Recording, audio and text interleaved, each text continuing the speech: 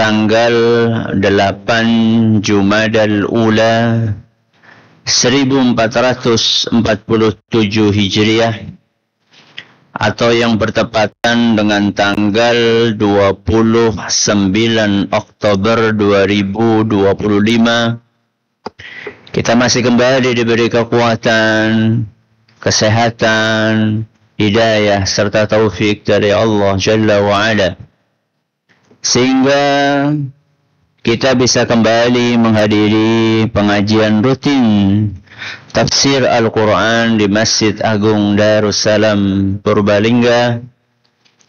Kita berharap semoga Allah Subhanahu wa ta'ala melimpahkan kepada kita semuanya ilmu yang bermanfaat, sehingga bisa kita amalkan sebagai bekal untuk menghadap kepada Allah Jalla wa'ala. Allahumma amin. Salawat dan salam semoga senantiasa tercurahkan kepada junjungan kita Nabi Agung Muhammad sallallahu alaihi wasallam, kepada keluarganya, sahabatnya, dan umatnya yang setia mengikuti tuntunannya hingga di akhir nanti. Seperti biasanya, sebelum kita mengawali pengajian malam hari ini, kita akan membaca sebagian dari ayat-ayat yang termaktub di dalam surat yang mulia, surat Abasa. Semoga Allah Subhanahu wa ta'ala memberkahi majlis kita. A'udzu billahi minasy syaithanir rajim.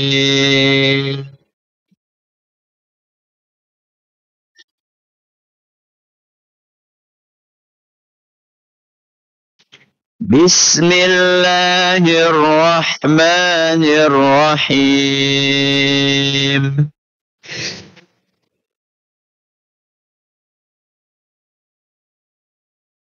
Abasa wa tawalla an ja'ahul a'ma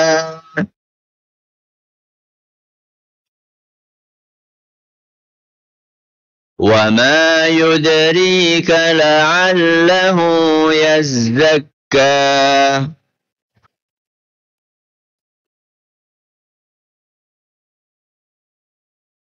أو يذكر فتنفعه الذكرى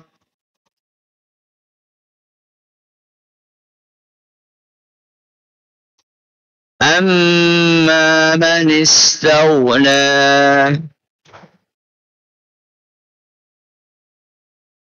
فأنت له تصدى وما عليك ألا يزكى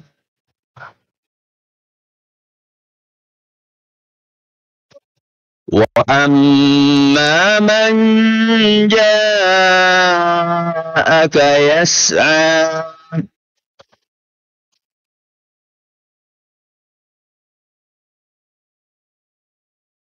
وهو يخشى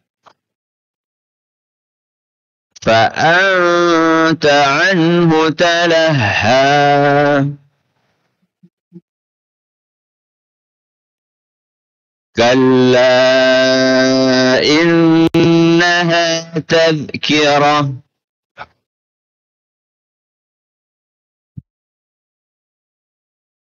Para hadirin dan hadirat sekalian serta pendengar dan pemirsa rahimani wa rahimakumullah.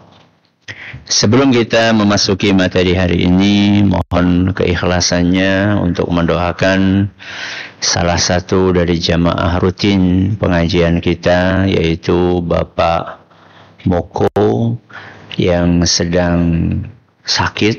Kita doakan semoga Allah Subhanahu wa ta'ala berkenan untuk melimpahkan dengan segera kesembuhan total kepada beliau dan kepada segenap kaum muslimin yang sedang sakit. Bismillahirrahmanirrahim. Alhamdulillahi rabbil alamin. Arrahmanir rahim. Maliki yaumiddin. Allahumma shalli ala Muhammad wa ala ali Muhammad kama shallaita ala Ibrahim wa ala ali Ibrahim innaka Hamidum Majid. Allahumma rabban nas mudhibal ba's ishfi ba'maka wa maradhal muslimin anta asy-syafi la shifaa illa shifaa شفاء لا يغادر سقما اللهم رب الناس مذهب البأس اشفهم أنت الشافي لا شفاء إلا شفاءك شفاء لا يغادر سقما اللهم رب الناس مذهب البأس اشفهم أنت الشافي لا شفاء إلا شفاءك شفاء لا يغادر سقما وآخر دعوانا أن Alhamdulillahi Rabbil Alamin. Jamaah sekalian rahimani wa rahimakumullah. Pertemuan yang lalu kita membahas ayat berapa? Kelima. Apa bunyinya? Amma manis tauna. Bismillah. Adapun orang yang merasa tidak butuh, yaitu orang-orang yang sombong.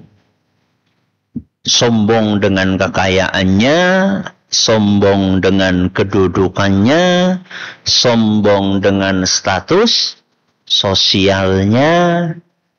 Siapa dia? Para pembesar Quraisy. Seperti Abu Jahal, seperti Utbah, dan orang-orang yang sedang didakwahi oleh Nabi kita Muhammad sallallahu alaihi wasallam. Itu adalah ayat yang kelima.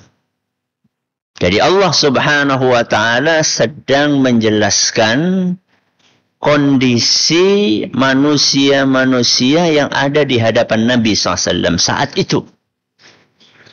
Bahwa mereka adalah orang-orang yang istaghna.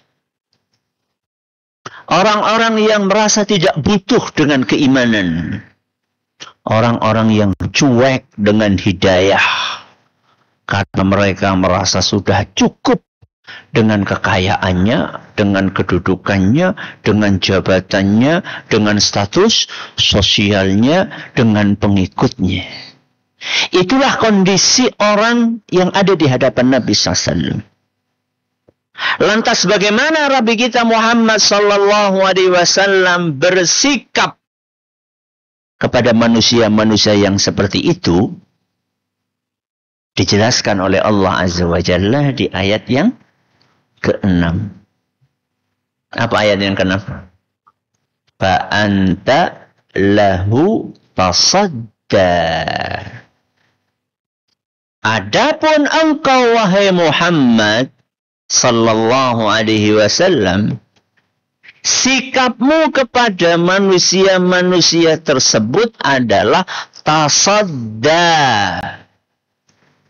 Tasadda itu artinya adalah melayani mereka dengan penuh kesungguhan dan perhatian. Kontras napa mboten? Kontras napa mboten? Kontras siapa?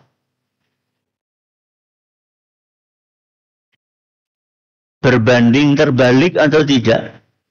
Iya. Wong mereka orangnya sombong, cuek, nggak peduli. Sedangkan Rasul SAW pripun? Memberikan perhatian secara total. Fokus untuk memperhatikan mereka, untuk mendakwahi mereka, untuk meluangkan waktu beliau buat mereka.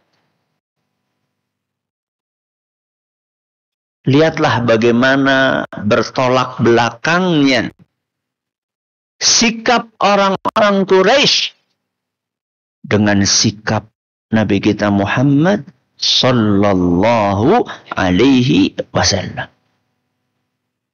Pertanyaannya adalah, sikap Rasul SAW yang penuh perhatian, yang sungguh-sungguh untuk mendakwahi mereka yang sombong tadi, bagus atau tidak bagus?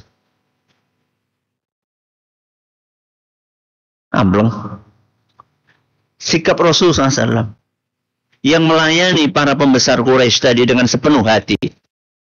Dan mereka adalah orang-orang yang cuek, yang sombong, yang merasa nggak butuh dengan hidayah. Sikap Nabi SAW bagus atau tidak? Bagus. Kenapa ditegur sama Allah?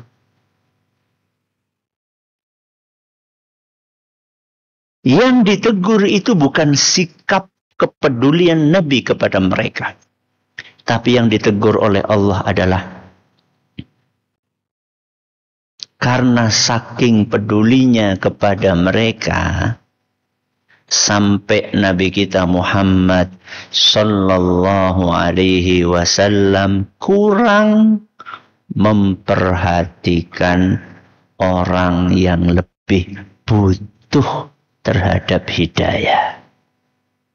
Orang yang lebih semangat untuk mencari ilmu. Sinten? Abdullah ibnu Ummi Maktum, yang punya kekurangan buta dan status sosialnya rendah. Jadi yang jadi masalah di sini adalah bukan perhatian besar Rasulullah sallallahu alaihi wasallam kepada pembesar Quraisy. Padahal mereka orang yang cuek, mereka orang yang sombong. Tapi yang jadi masalah adalah perhatian yang besar itu kemudian mengakibatkan ada orang yang terabaikan. Padahal orang yang terabaikan itu justru datang dengan penuh semangat. Dia datang tergopoh-gopoh. Dengan segala kekurangan fisik yang beliau miliki, beliau tetap semangat untuk datang kepada Nabi SAW pengen belajar. Tapi ternyata saat itu Rasulullah lagi apa? Lagi sibuk.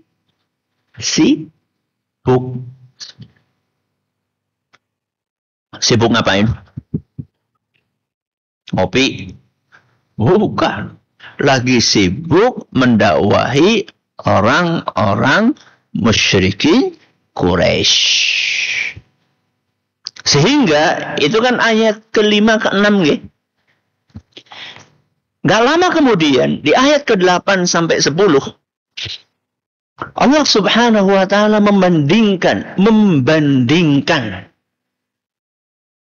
sikap Rasulullah sallallahu alaihi wasallam yang sangat perhatian kepada pembesar Quraisy tadi dengan sikap beliau sallallahu alaihi wasallam kepada Ibnu Ummi Maktum.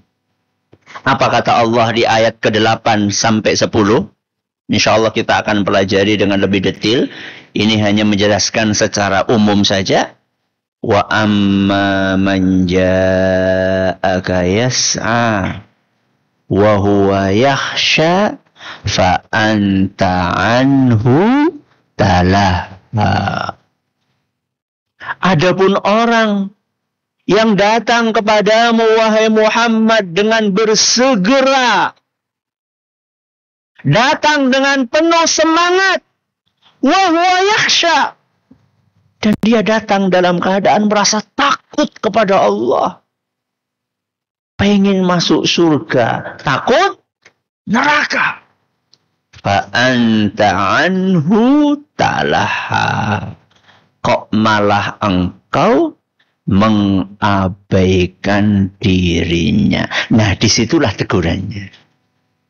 Jadi tegurannya itu bukan karena Nabi SAW memperhatikan para pembesar Quraisy, tapi karena perhatian besar itu mengakibatkan Nabi kita SAW agak abai dalam tanda kutip kepada orang yang lebih butuh.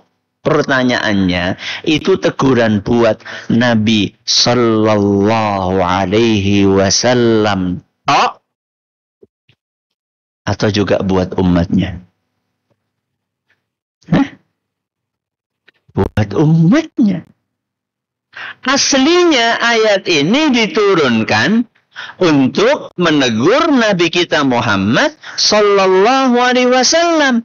Tapi teguran itu bukan khusus untuk Nabi SAW. Justru teguran itu berlaku untuk kita semuanya. Supaya kita itu bukan menilai seseorang dari nopo? Penampilan luarnya, dari kekayaannya, dari status sosialnya, dari jabatannya, dari pakaiannya. Tapi menilai seseorang itu adalah dari kesungguhannya. Dari sangat butuhnya dia kepada apa yang ada di tangan kita. Tadi kita sampaikan bahwa teguran itu bukan khusus untuk siapa? Nabi SAW. Teguran tadi berlaku untuk kita semua. Karena kenyataannya, kita menyaksikan banyak kejadian-kejadian orang yang butuh malah diabaikan. Orang yang tidak butuh malah diperhatikan. Banyak fenomena yang menunjukkan bahwa orang yang tidak butuh malah diperhatikan. Sedangkan orang yang butuh malah diabaikan. Ada kejadian seperti itu. Banyak. Jenengan termasuk yang seperti itu atau enggak? Mandan. Kita lihat contohnya. Satu, dalam dunia dakwah. Dalam dunia apa? Dakwah. Tidak jarang seorang dai, seorang mubalik itu mencurahkan waktunya, mencurahkan energinya, mencurahkan pikirannya untuk melakukan pendekatan kepada orang kaya, kepada para pejabat, kepada selebriti yang mereka itu acuh tak acuh kepada ajaran agama. Di waktu yang sama sayangnya kok mereka kurang perhatian kepada siapa? Kepada para santri, kepada jamaah pengajian rutin di masjid, kepada ibu-ibu sepuh yang datang pengen menghadiri pengajian, kepada para mu'allaf yang sangat butuh terhadap bimbingan, yang sangat butuh terhadap orang yang bisa mengajari mereka. Dan ini namanya orang yang kurang memahami skala prioritas. Masih dalam dunia dakwah, ada orang yang terlalu sibuk untuk membuat bangunan-bangunan, masjid-masjid yang sangat megah, yang sangat mewah, full fasilitas. Tapi sing salat orang anak. Di waktu yang sama ada masjid, ada musola yang jamaah pengajiannya full. Toiletnya siji. Salone gembresek. Karpete ora nana. Mana skala prioritas kita? Kenapa kita sangat perhatian kepada orang-orang yang tidak butuh? Dan justru malah kita abai kepada orang yang butuh. Ini contoh di dalam dunia apa? Dakwah. Contoh yang kedua. Dalam dunia pendidikan. Dunia apa? Pendidikan. Ada sebagian kampus, ada sebagian universitas, kalau calon mahasiswanya itu berasal dari keluarga yang kaya, digelarkan karpet merah. Kenapa? Sumbangannya gede. Padahal nilai akademiknya biasa-biasa saja. Malah kadang-kadang harus dikontrol. Tapi begitu yang datang adalah calon mahasiswa dari keluarga yang kurang mampu, teka-teka gawa proposal. Pengen dapat beasiswa. Tidak mendapatkan perhatian. Padahal bijine sangat. A. Malah A plus. Sing mau wong sugih C min. Nggak tahu ada apa enggak ya. Ya. Atau D. Ini namanya nggak punya skala prioritas. Masih dalam dunia pendidikan. Guru sangat memperhatikan muridnya yang nakal pol. Cuma karena dia anak pejabat. Sedangkan murid sing manut banget berprestasi malah kurang mendapatkan perhatian. Kenapa? Karena bapake kuli bangunan. Ini contoh dalam dunia apa? Pendidikan. Yang pertama dalam dunia dakwah. Yang kedua dalam dunia pendidikan. Yang ketiga, dalam dunia kerja dan bisnis. Dalam apa? Dunia kerja dan bisnis.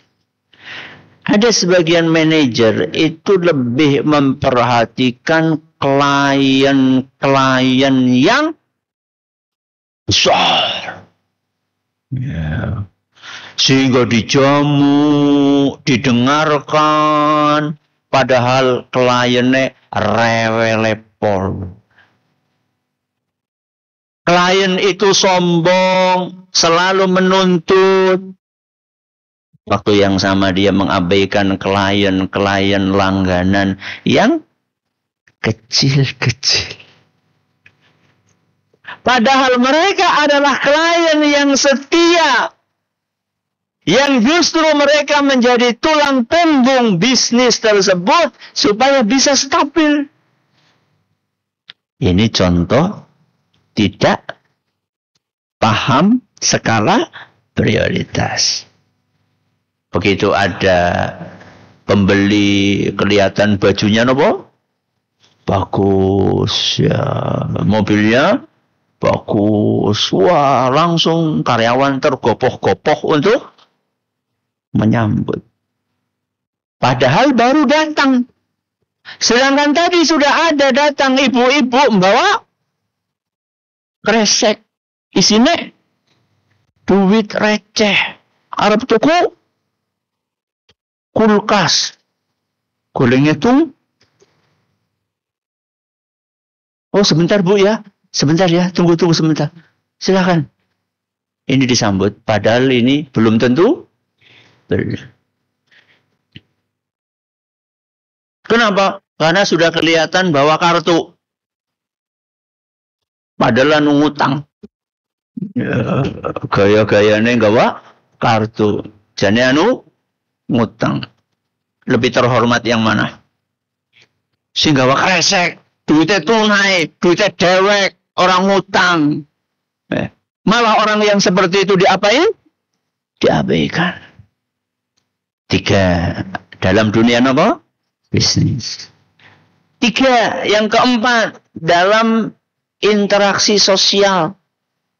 Ya, dalam interaksi sosial. Contoh yang paling gampang adalah ketika walimah.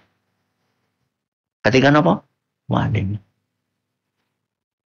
Siapa yang akan disambut dengan ramah? Yang datang pakai mobil.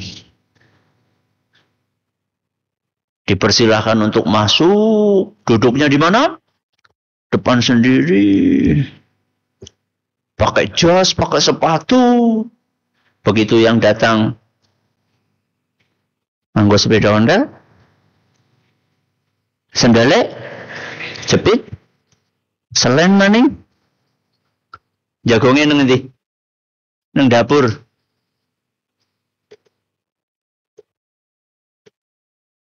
Karena itulah Nabi kita Muhammad sallallahu alaihi wasallam menyampaikan dalam sebuah hadis yang diriwayatkan oleh Imam Bukhari dan Muslim. Dan redaksi yang saya bawakan adalah redaksinya Imam Muslim. Kata Nabi sallallahu alaihi wasallam, syarrut ta'ami ta'amul walimah. Makanan yang paling buruk adalah makanan yang disajikan saat walimah. Priwe. Makanan yang paling buruk adalah makanan yang disajikan saat apa? Walimah. Priwe Ustadz, wong kue lagi perbaikan gizi malah makanan yang buruk.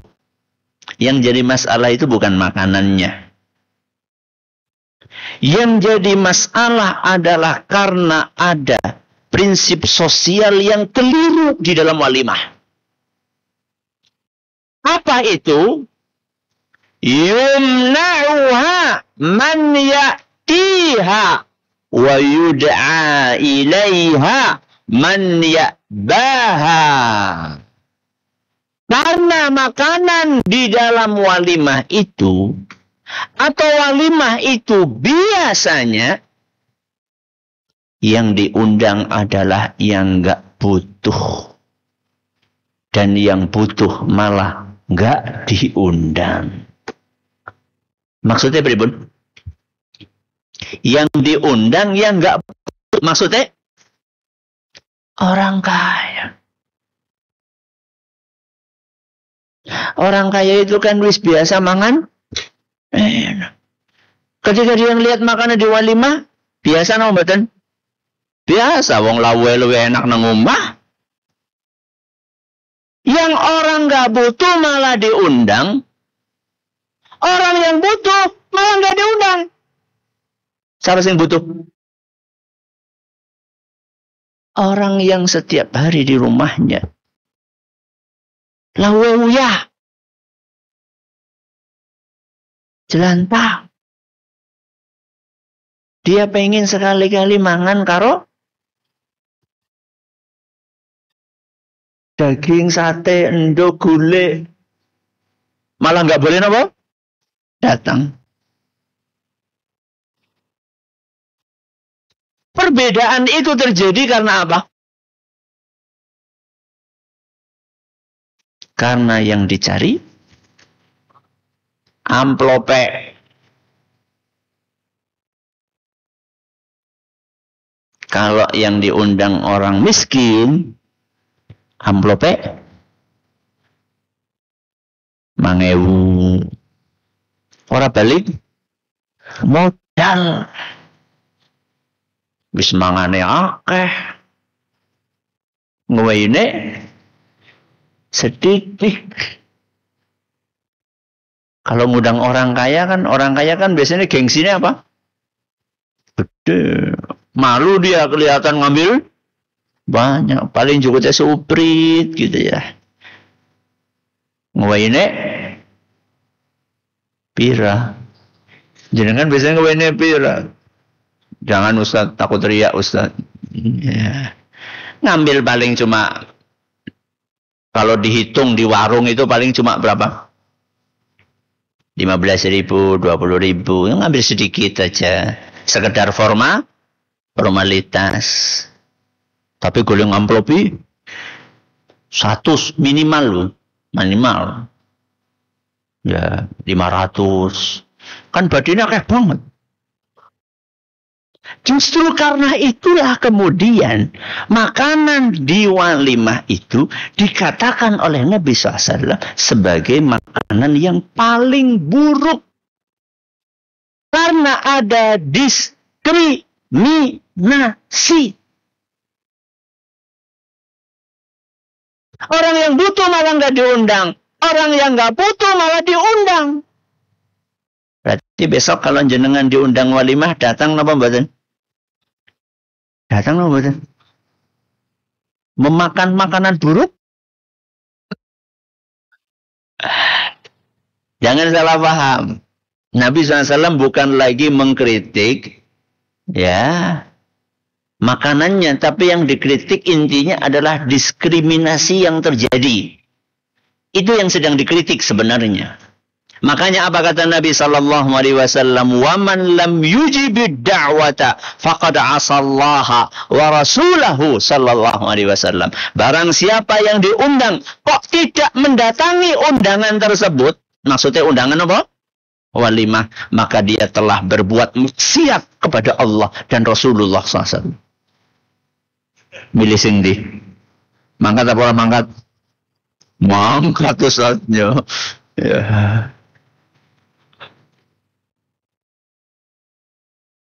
Jadi ini penting buat kita kalau mau bikin walimah. Jangan